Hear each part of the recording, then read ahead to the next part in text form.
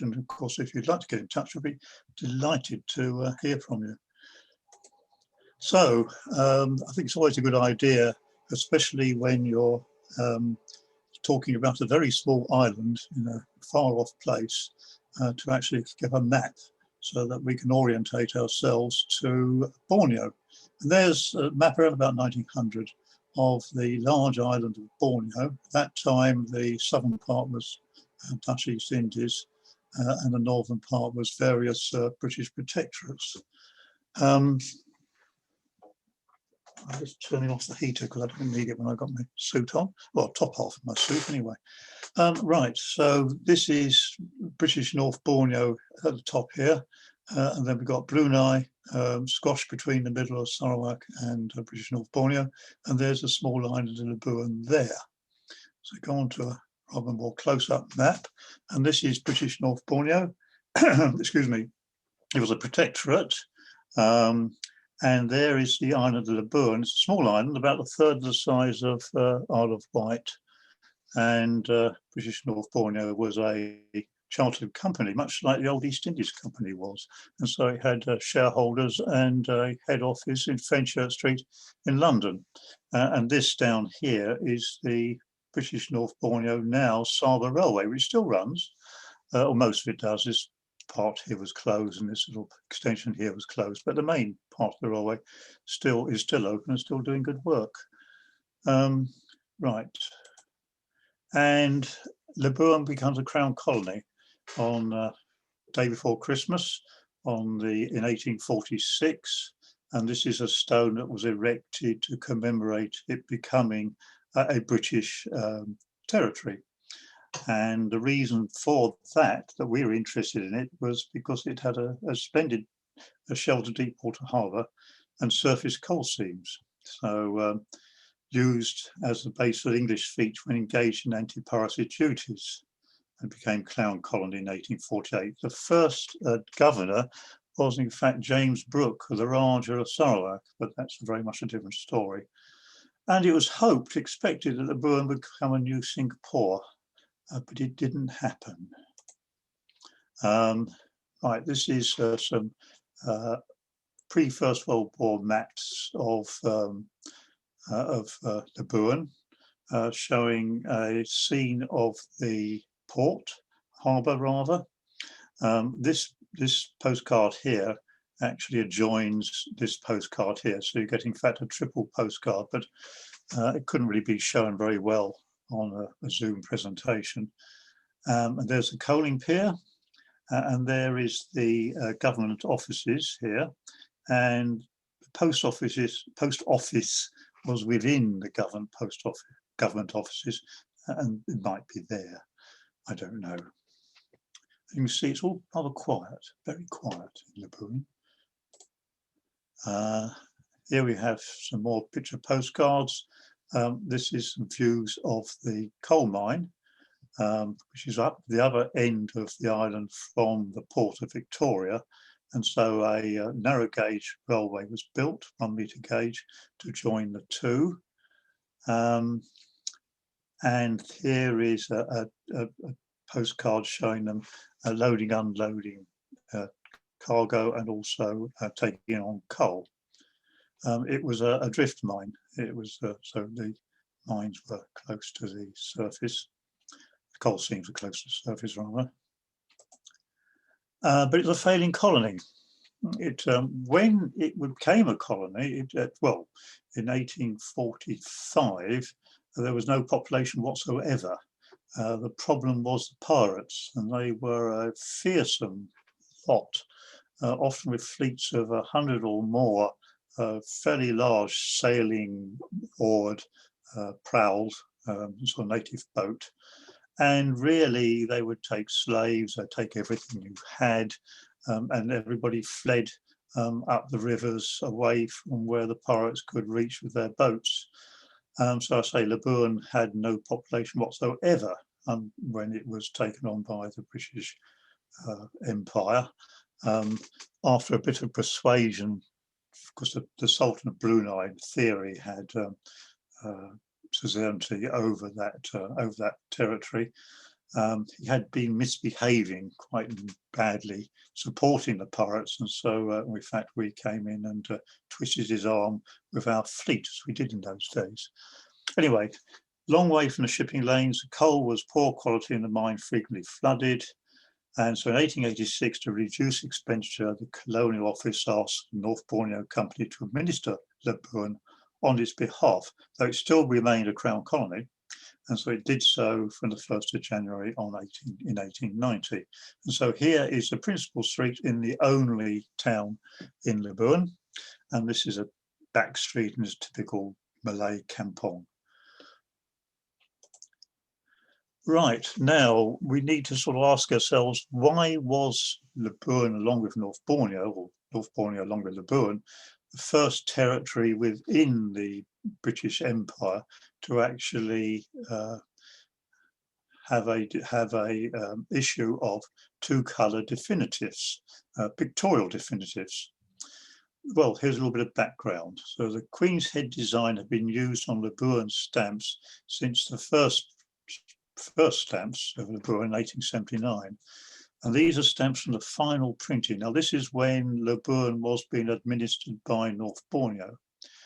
These were lithographed. The early ones have been recess printed.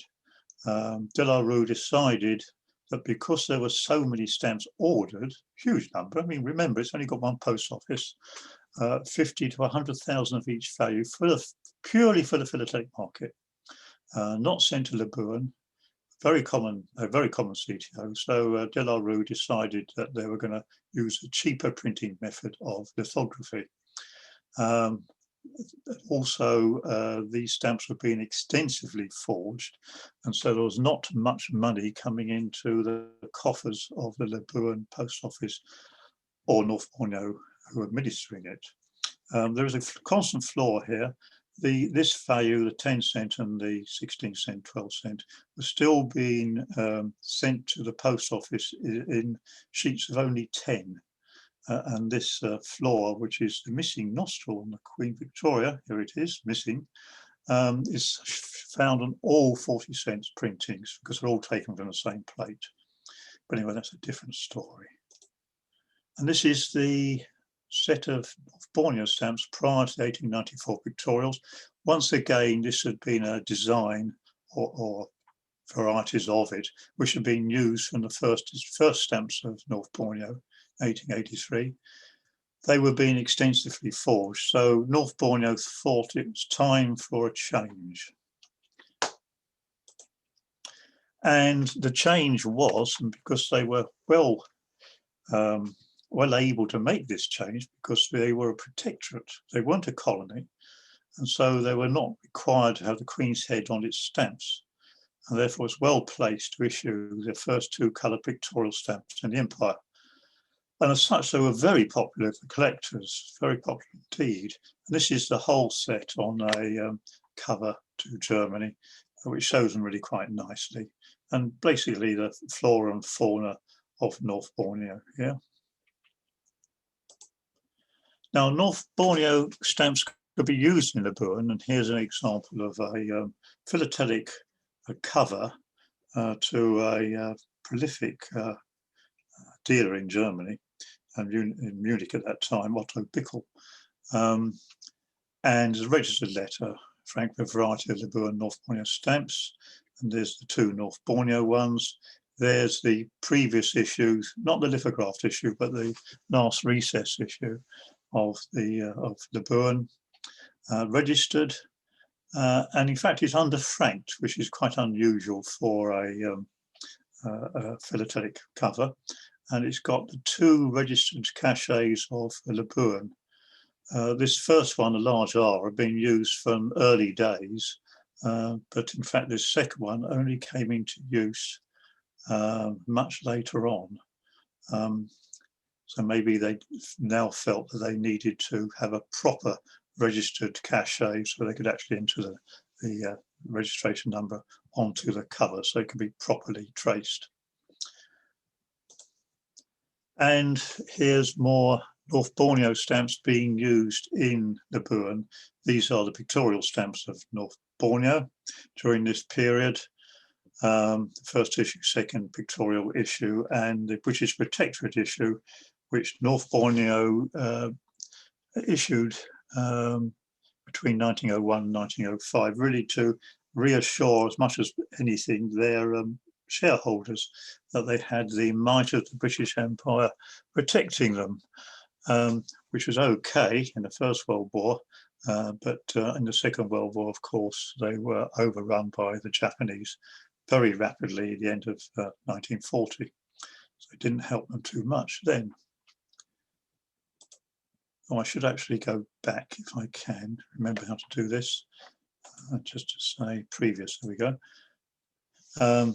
These are cancelled with the typical Labuan cancellation in use during this period of these seven, I think it is, thick 9, 7, can't remember, I'll look it up, thick bars, which actually sort of obliterates the stamp. The postmark could be on the cover with the dates.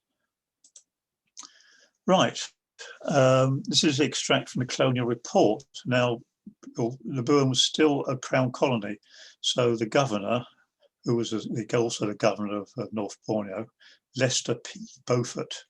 You don't get names like this, do you, actually? Lester P. Beaufort, a splendid name, had to send in his report for Labuan at the end of the year. And he's talking about that the old postal labels were discontinued, and there was a new series introduced by the British North Borneo Company, being similar in pattern though different in colour to those used in the state of North Borneo. Surcharge was the name of the colony, Labuan. Surcharging is not quite the right word, but we'll come into that later.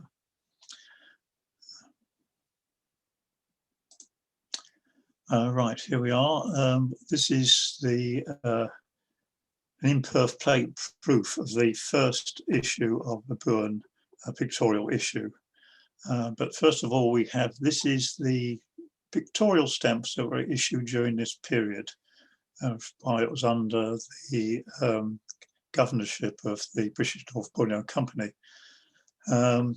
Definitives, 1894, up to 24 cents, and commemorative overprints, up to 8 cents. The definitives reprints in 1897, which in fact was necessary, and there were some problems, so that's why there was these various reprints of the 1 cent, 12 cents and 18 cents and 24 cents. 4 cents surcharge, which was necessary to have these 4 cent stamps because there weren't any and they needed them. Then the new values replacing these provisionals, postage dues which they needed, and then a very unnecessary set of yet another 4 cent surcharge.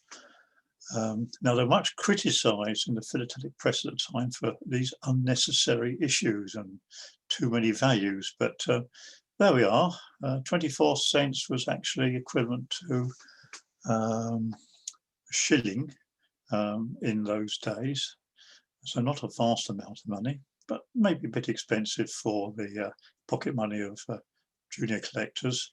But then you compare the number of stamps and the value of them with today, and actually they're being very modest, I think. Now we come on to this interesting item here, which is the imperf plate proof, the vignette. Now they were 2-colour, although most of the vignettes were black, which is the cheapest ink, so that makes some sense. Also, you could actually stands out well, and so they had to go through. So the North Borneo stamps went through the press twice, once for the frame with the value on, and once for the vignette. Now, to avoid having to go through the press 3 times, the vignette was re-engraved with the word Labuan on it. And so, in fact, you still go through the press twice, but now they are quite clearly stamps of Labuan. Here's the perforated plate proofs, whole design in black. Quite often this is what the printers would do, because black was the cheapest colour, and so just to prove that your printing press is being set up properly for both colours and you're etc., you quite often would put a final proof through in black. There's no actually record of these, but I do have an RPS certificate. Typical Waterloo defaced their stamps with this round hole, perforated hole, to make them unattractive to collectors and of course make them impossible to use as stamps. They are actually very collectors like these a lot, very attractive to collectors, particularly me. Right, so this is the first set, the pictorial sets. Lots of printings, issued in very large numbers, we'll come on to later, and they will use 5 different perforators who would appear to be fairly randomly. So this set below is perf 14 after 15. Because of so many printings, there are distinct shades of the stamps. Specimens were required because Labuan was a member of the UPU, so had to send off specimens. And at that time, the UPU sent them off in strips of 5 to the various members of the UPU. And here they are, strips of 5. Now, these are quite unusual to find them still in these strips of 5. Perforation varieties, we've got imperf for 2 cent and 6 cent only, possibly plate proofs. Also, and so there are at least 100 of each of these around, so not desperately rare. Imperf between, much scarcer, could maybe only happen to 1 or 2 rows of the sheet, so maybe only 10 or 20 of these around to be collected. They're all only, these are values, and they're all CTOs, so it could well have been printer's waste, but the North Borneo company was more than happy to actually sell printer's waste to the philatelic market. There are area entries on almost all these stamps. They're printing sheets of 100, and they can be ones that actually can be seen reasonably well with the naked eye. Is the 2 cent. Occurs on 1 position on all printings of this stamp, including 1894 and 1897 and the 1901 printings, because they're all using the same vignette plate. And you've got a doubling of the horns here. And also can be seen in the 3 cent, not quite so obvious. You've got a doubling of the trunk and a part of the leaves of the palm tree. Occurs on stamps 10 and 80 there, because it's the on the vignette plate, and they were obviously went through the press twice for the vignette plate. As well as large printings of the actual stamps. Well, there were large printings of stamps. Once again, there was only 1 post office and a very small population, so vastly more stamps than the actual was needed for postal use, and a lot of them were left over, and they couldn't sell them at the face value to the philatelic market. So, in fact, they cancelled them to order. Very similar obliterator to that used in Labuan, but make it because these had to be hand obliterated, the whole sheets at a time, and whoever's doing it to save time by just obliterating 4 stamps at a time in the middle there. Stamps that have been through the post typically have got the obliterator actually obliterates the stamp and not as nicely in a corner. And there's the bottom of the sheet. Here, I've got the whole sheet, but it's too big to get onto one to slide. This all worked. So in fact, there was additional revenue going into the North Borneo coffers. Quite a large amount in those days. It's getting on for £1,000, which is a lot of money back in 1895. And this is once again from the colonial report. But licenses for various things that the sins of the flesh, so to speak, they were sold. The licenses to actually trade in these were actually sold to the highest bidder, I imagine. And this was a major money raising money raiser for Labuan and ultimately for North Borneo. And so we've got a sale of opium, spirits, tobacco, and of course this is, as I found out later, pawn shops. And so where we are, that's reporting this substantial increase in the rat rental as well as for the stamps here. So anyway, the plan route, plan worked. It was more money coming into to North Borneo, but actually, although it's a feather in the cap of North Borneo being allowed to administer a colony, it actually cost them quite a lot of money. They actually lost, I think, something like £3,000 over the period of administering Labuan. So it wasn't a money raiser. Right, there was a rate change shortly after the 1894 stamps were issued. And so to actually get a cover, particularly a cover correctly stamped, franked at this time, it is difficult. So they are really quite scarce. And this is a double rate letter going back to the UK to, in fact, Mr. Johnson, who in fact I've told, well, I've shown this before, in fact was a well-known collector and amateur dealer living at the Hall near Hull. And here's a so the rate, the letter rate was 8 cents at this time.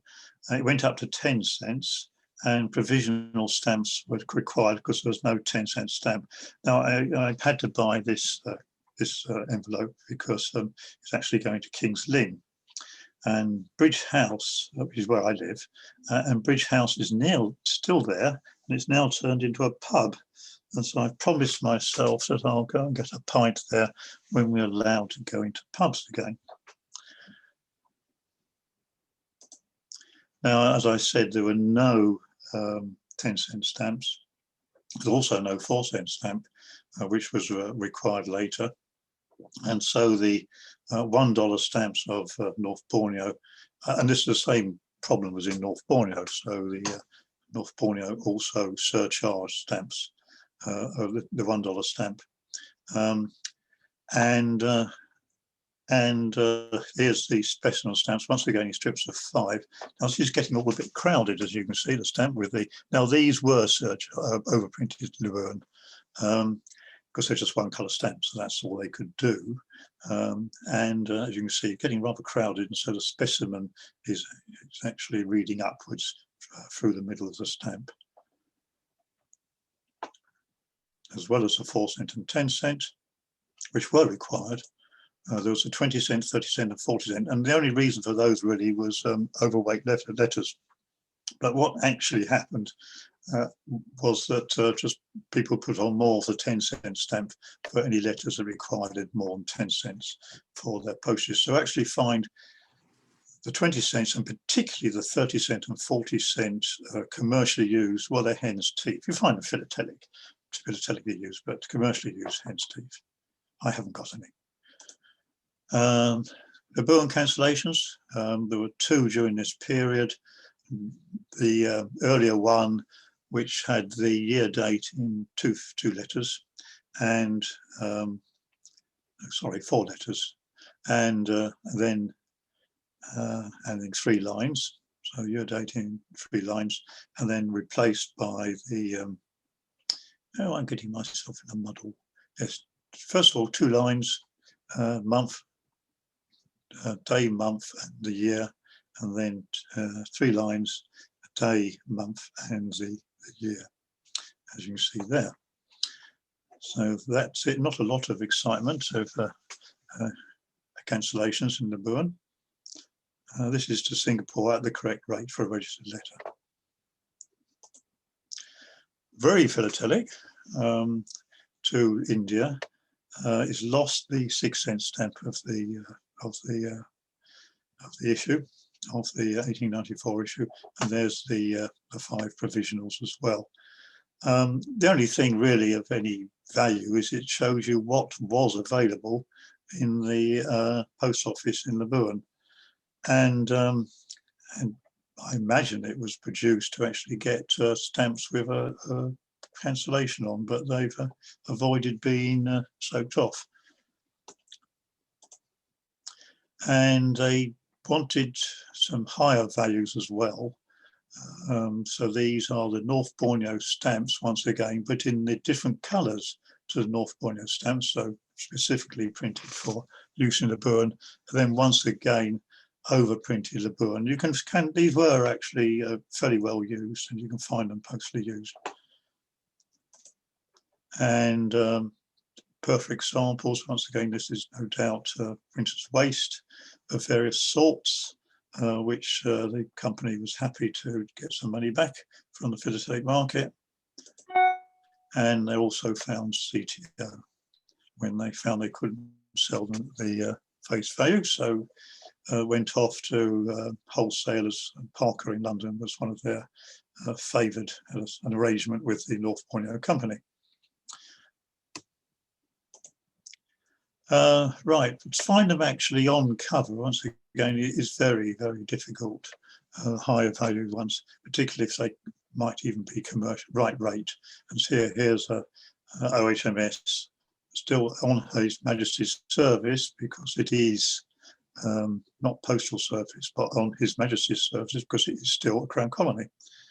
And this is going off to the USA, and it required a stamp because it wasn't going off to the UK. And here's one going off to the UK, which doesn't need a stamp. The nice thing about this is this cachet, Post Office Labuan cachet, which has not been previously recorded, at least when I wrote this up. We got a little bit of silver, I call it silver leaf or something, little which is etched through some of this envelope, but still show me another one. And we've got the commemorative set here, which is the 50th anniversary of the founding of the colony of Labuan. So a very valid reason for having a commemorative set. And they overprinted the first pictorials with 1846 Jubilee, 1896, as you see here. And once again, specimen stamps were required. And once again, a very crowded stamp, and specimen has been put reading upwards vertically. And once again, these strips of 5, and these are quite scarce to find still in the strips of 5. Specimen stamps, but this is a 6-cent stamp. But here's one with a major error. Once on the sheet of 100, the last E must have dropped out of the form for overprinting these, there would have been 4 or 5 sheets of 100 which would have been overprinted specimen, and so there can't be too many of these specimen stamps with the E missing. So this is as rare as anything I've got. There's some varieties here. The first overprint of the 1 cent, for some reason, this is brownish orange. They aren't colour changelings because these have got nice white backs.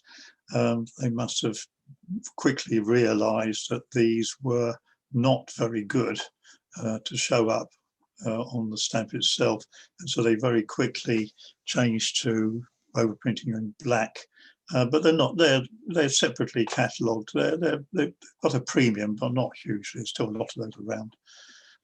And here's another example of this once per. It's on the vertical stamps form that was overprinted in the vertical stamps, where the E is not fallen off, and it's found on these values.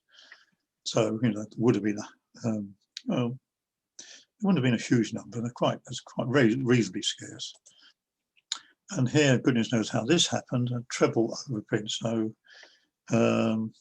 it looks like you've gone through the press 3 times. How they managed to do that, I can't imagine, with obviously under-inking the first couple of times, and then getting it right finally. I guess would have been printer's waste, but once again, these come onto the market, or came onto the market. And here's obviously a philatelic cover, quite pretty. Nice thing, as far as I'm concerned, was this Post Office Labuan cachet, a registered letter with these two registration cachets, one with the R, and one showing the number of the rather high numbers. A lot of these actually must have happened. Number 2074, presumably from the beginning of the year. This is November. This is actually November 1895, which is 10 months before stamps were issued, but somebody put the wrong slug in. Well, that's the end of part one. So if you've got any questions, I'll be ever so happy to answer them while you go off and get us refreshments, maybe. So, Alistair, have you got any questions? I don't really at the moment.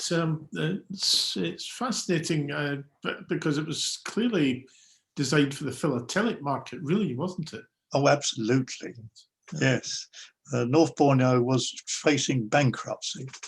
It had spent a lot of money and far more than it had budgeted for the railway, which ran into all sorts of problems of terrain, and also their telegraph across the whole of North Borneo had cost a lot of money. I mean, this is virgin territory. A lot of mountains, valleys, cascades, rivers, you name it. Not an easy area to be putting a telegraph through. The termites ate the poles, and the local population repurposed the copper wire, which they found really quite useful. So poor old North Borneo was actually facing bankruptcy. So anywhere it could find a bit of money, it would take and needed. I mean, the interesting thing, I suppose, is that it's the North Borneo company that's doing this officially, rather than in other places where you find somebody persuading the government to give them a contract and then going off and under the counter producing large numbers for the philatelic market. Yes. This is all officially done now. Yes, I mean, you're thinking of sort of Central America, I imagine. Yeah. Yes. Yes, indeed. So yeah, they needed it, and of course, Crown colonies couldn't really do that sort of thing. So the colonial office was obviously closing one eye at this, what was going on. Shall we continue? Yes, let's continue. Actually, if you don't mind, I'm going to get a glass of water. So I don't know if you want to stop recording now. Okay.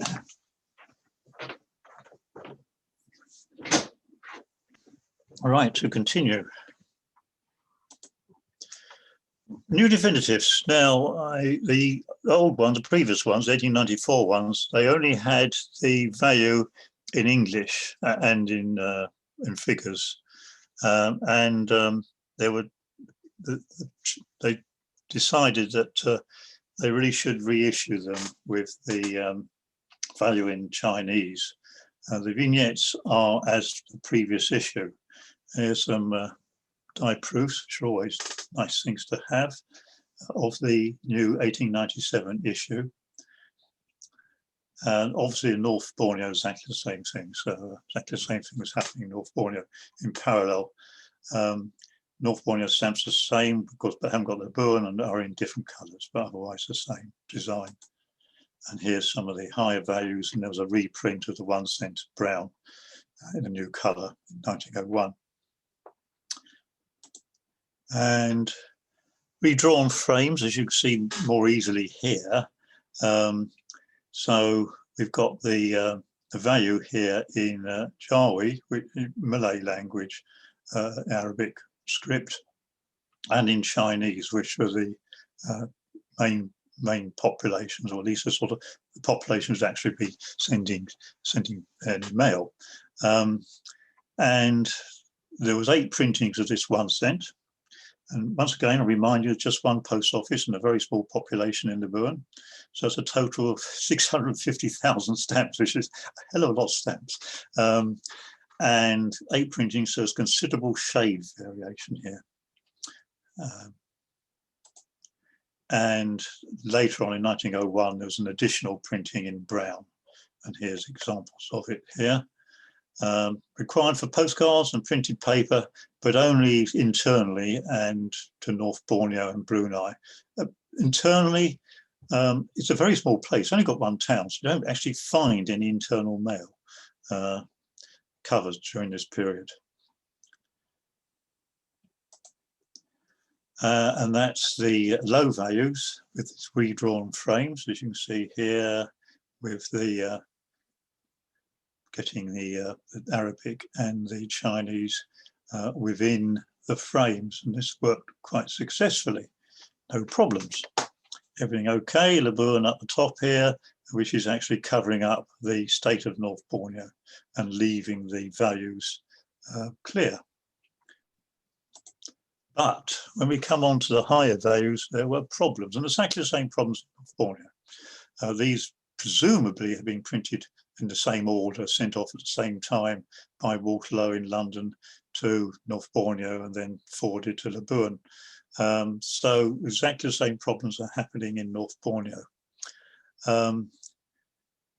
The redrawn frame now had North Borneo at the bottom, but the vignette still had Labuan at the top. So what you have now is a stamp which comes from two countries, Labuan and North Borneo, and at least some of the value here, 12 cents, has been covered up. And this is the 1894 stamp you see, and there's not a problem there. Labuan's overprint, cancelling the state of North Borneo at the top. So this is a specimen stamp of the 1897 stamp, issue stamp. There's one printing of 60,000, a lot of stamps actually still unused and used. And they quickly corrected the vignette plate. So they re-engraved the vignette to put Labuan at the bottom of the vignette plate. So therefore now it is correctly covering up North Borneo. And there's one printing of 190,000 stamps. So you do get a variety of shades and perforations over that one printing. Same problem, 1894, but actually the 18-cent stamp had two problems. First of all, the actual frame said postal revenue, and it should say, of course, postage and revenue. So first of all, they correct. So this is the issue stamp, and of course it's still got the, not of course, but it's still got this problem with the vignette plate. If the Labuan at the bottom, but the new frame plate has state of North Borneo at the top. And there's the specimen stamp and there's the issue stamp with both of these problems, postal revenue and state of North Borneo and Labuan. There's a major variety of these, horizontally, imperf horizontally between. Believe there's only 10 pairs, but it's only recorded CTO. Though once again, this was printer's waste, but it went onto the market and is now highly catalogued. And you also find this just imperf between the 10th row and the margin, perforated here, unlike this one, but imperf there. So I'm not quite sure what's happening there. Right, redrawn frame, first of all. So it's now postage and revenue, but still got Labuan in the wrong place. And then there's a third printing, postage and revenue, and now Labuan has been re-engraved on the vignette plate. Large printing, 200,000 stamps and more than one perforator used. And Waterloo had, as I said right at the beginning, a number of perforators, and they seem to have used them randomly. 24 cent, once again, as I say, there's a problem with the frame plate. Did have postage and revenue on it, where the new Jari and Arabic have been, new Arabic and Chinese have been placed. And these are the issue stamps, but there's no postage and revenue on these. And so the first thing they did was correct the frame plate. No, must be the vignette. I'm trying to think what on earth they're doing here. Yeah, they corrected the vignette plate, and now it's postage and revenue. So that was a problem with that. The vignette plate otherwise was correct, but now it had to actually have postage and revenue engraved on it. The Labuan was in the right place with the 24 cent stamp. These are the redrawn. These are the corrected stamps. So the postage revenue there, and Labuan in the right place. So these are the specimens from the corrected stamps. Now, dealers thought these would be very rare, these incorrect stamps with the wrong position of the Labuan, and so there was a very large posting, several hundred of these with the 12-cent and 18-cent incorrect stamps sent off to Parker and Reeves in London, mass posting. And when I first started collecting Labuan, I just bought this cover at Stampex, and it was about £60 many years ago, 30 years ago probably. And I thought, well, that's cheap for a Labuan cover of this period. It is by far the most common Labuan cover, I think, in total. And it is still, you can still buy it for well under £100 even now. So it wasn't a great investment. And there's the specimen stamps just to fill that hole, really, I think.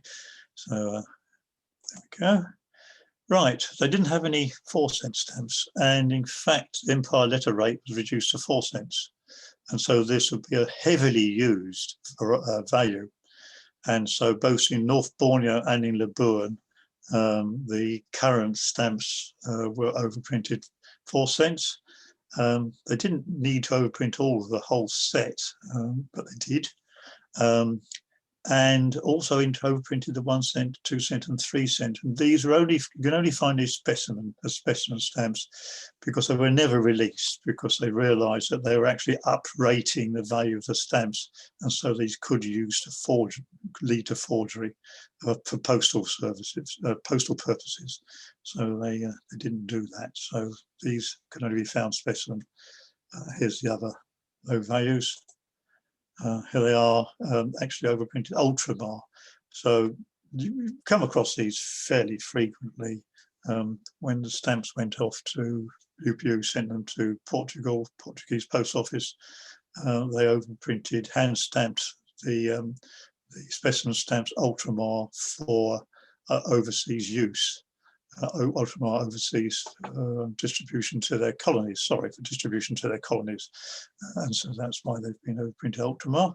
They're obviously, typically I guess they might find, but being strips of 5 again, so probably about 50 or 60 of these would be around at the time. So not desperately rare. What have we got here? Oh, the low values. Oh yes, there's a major variety here, overprinted 4 cents twice. So you can see you get a very thick 4 and this mirror of the cents at the bottom here. Quite a nice variety, quite scarce.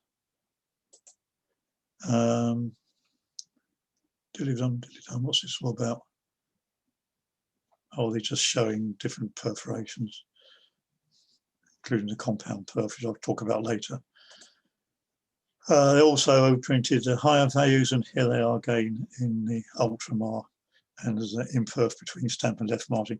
These imperf between stamp and margin, Stanley Gibbons tend not to catalogue. This one appears to have been correctly used. And we've got a philatelic cover. Otto Bickel was in Munich, seems to have moved to Berlin. This is actually correctly overfranked by 2 cents, which is not bad for a philatelic cover. This is really the only way you find these provisionals. Once again, I don't know if I've ever noticed in sort of 30 years of collecting these, actually any of these provisionals correctly used on a commercial cover. Rather an oddity here. Long time after these, in fact, were demonetized. This is 1913, by which time North Borneo is no longer administering Labuan. In fact, it was part of the Strait Settlements, although Singapore was about 800 miles away, and now part of the Strait Settlements, and use Strait Settlement stamps. But obviously a dealer, and this I'm almost certain is from a dealer in Birmingham, has sent out this cover to hopefully get some postmarks on these provisionals. Well, the Labuan Post Office was having none of that, has ignored that. Very curiously, I guess this crayon, blue crayon, being put on by the sender to show that they there was a registered letter, but it didn't actually go to the post office as it should have done to be registered. It was no doubt just popped into a post box, and off it went to the UK. And when it got to the UK, it was then treated as a registered letter, although it was underfranked for a registered letter, which is why the Labuan Post Office didn't register it, I assume. But for some reason, when it got to London and then on to Birmingham, it was treated as a registered letter, and so it received this posted out of course cancellation, which makes it quite interesting, really, although highly philatelic. Colour changes. Right, this is new values, so they've had these provisionals, but they needed the 4 cent for letter rate and 10 cent for a foreign letter rate. And they decided that, in fact, they would go along with the UPU recommended colours, which was green for your local postage and for your overseas, I think. And I'm not sure what the 5 cents for. Somebody will tell me what the 5. It was a UPU rate. Maybe actually that was the overseas rate, and that was letter rate, and that was postcard rate, something like that. Anyway, they also as they needed 10 cent, they needed 2 cent and 4 cent to correct colours. Didn't really need a 16 cent at all. But that was probably to commemorate the opening of the Saba Railway. Remember, this is the same design as North Borneo Railway. And we have one of the narrow gauge trains, very toy townish, pulling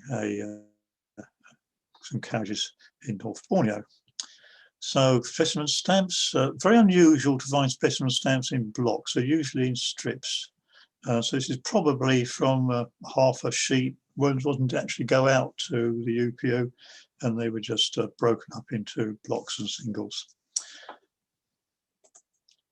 Yellow, brown and black, not the recommended UPU colour for letter rate.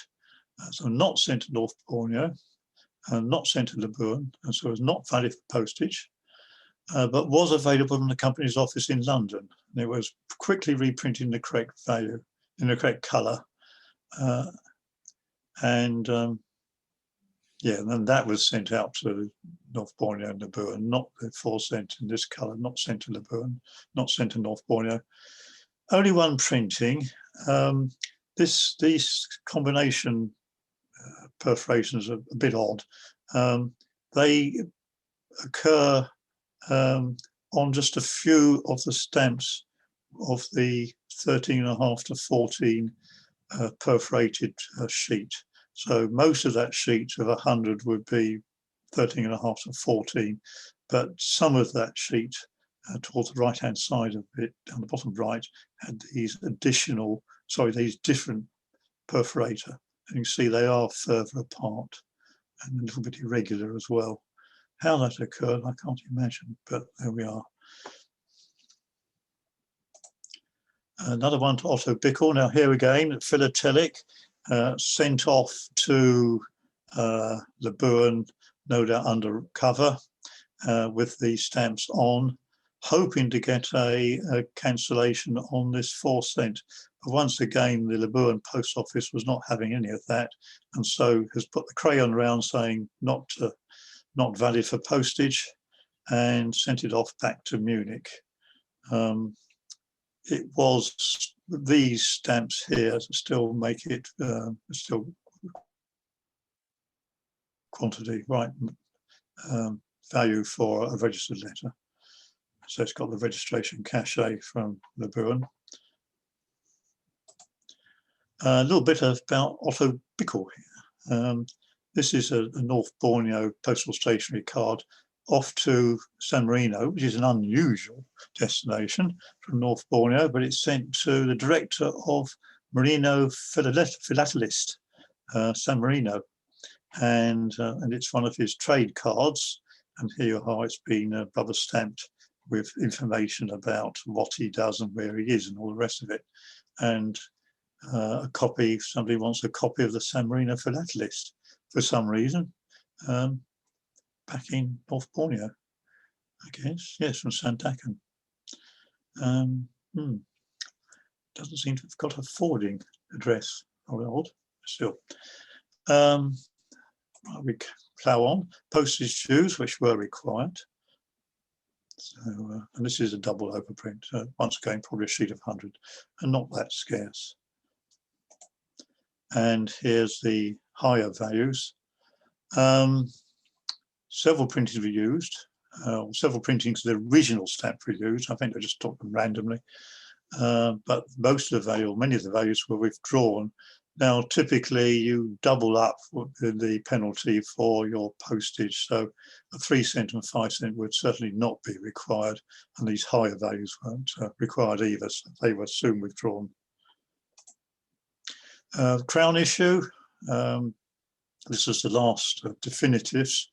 I guess the North Borneo Company wanted to show the status of Labuan, that it was a colony, was a crown colony. So here we are, Labuan Crown Colony.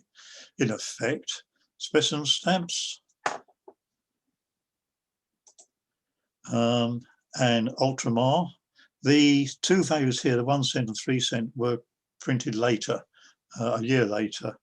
And so they were sent out by the UPU a year later, by which time Portugal was using a different colour ink for their Ultramars. And so here are this sort of blue, and here we have a rather nice purple, which is very unusual for Ultramar stamps, anyway, from Borneo. And printer's sample. Now, Waterloo did an awful lot of these. Really, these were for their salesmen to actually show what they could do in two-colour printing, etc. And rather than lugging around a sheet of 100, they produce these nice little sheets of 9. This is a proof, because it's in perf, as you can see, and it's overprinted Waterloo and Sons Limited specimen. Also got a typical Waterloo hole in each of these stamps. This is the only of these sample sheets you find from Labuan. There's lots and lots and lots of different ones in all sorts of different colours for all the Waterloo Pictorials of North Borneo, 1894, 1887, 1911, etc. You know, you make a vast collection of them, but this is the only one from Labuan that I've seen. There are a few of them. I mean, the only type I've seen. 2 stages of printing. Unusually, the crown was printed in recess printing, but the frames were lithographed, which I guess is a cheaper method of printing. And there are 2 distinct states.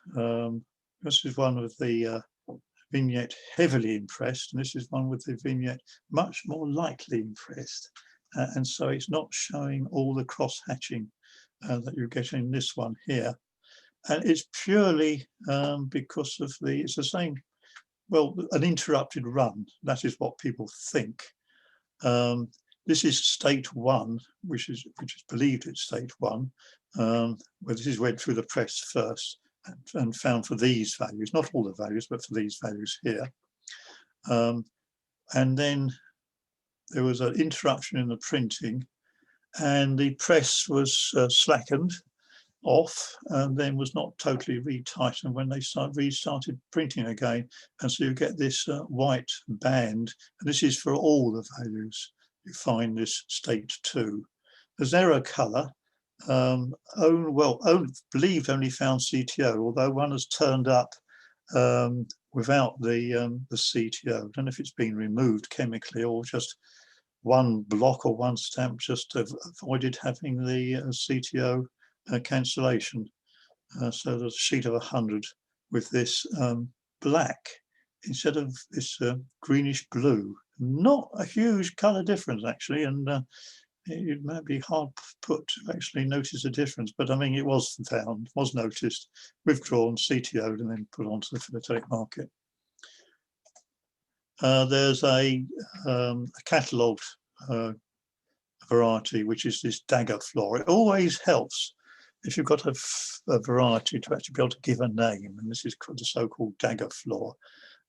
This must have been between the stopping the print run and starting again. Something got dropped onto the printing plate and has left a mark on the left a damage, which ink has got into and then prints, and it's a constant on all these values of that position, that one position there, number 50 on all values, and there's a positional sheet, a positional block just to show where it was.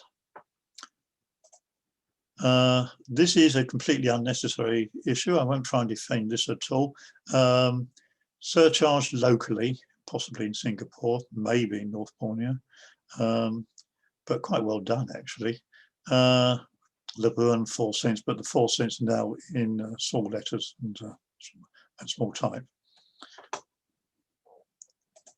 And high values as well. There's one catalogue variety which is a double overprint on the 50 cents, as you can see here. Once again, probably a sheet of, I think it'd be 50 in this case. And here we are. This is the only way you find these on philatelic, well, the only way I've found them on a philatelic cover. Mr. Parker, who had a relationship with the North Borneo company and would take anything that they had spare CTO well below the face value for putting onto the junior market mostly. And actually this is rather unusual that it got a nice cancellation and not been splodged with the 9 bars of Labuan, which often find on philatelic covers like this one. And here we have the final Labuan issue. This is Labuan overprinted on the high value stamps of North Borneo. The 25 cents could be used for normal postage, but all the higher values would really be for only fiscal use. There's absolutely no need for $5 stamp for postal uses. Although it's a catalogue, some of these are catalogued unused and some are catalogued as cancelled, postally used. Really, the only way these high values should be collected is as a fiscal stamp.